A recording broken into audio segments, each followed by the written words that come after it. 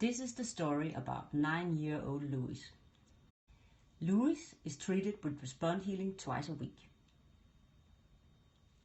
In this video clip, Louis is sitting in a chair without back support for the first time. Louis would very much like to be able to walk one day. In this video clip, Louis is practicing his walking capacities. Louis has suffered from cerebral palsy his whole life. After 3 months of Respond Healing, Louis is progressing on a physical as well as on a mental level. This is the first time Louis eats a pear, a fruit that is hard in texture. When Respond Healing is combined with physical training, it's obvious to register an improvement on a mental and on a physical level.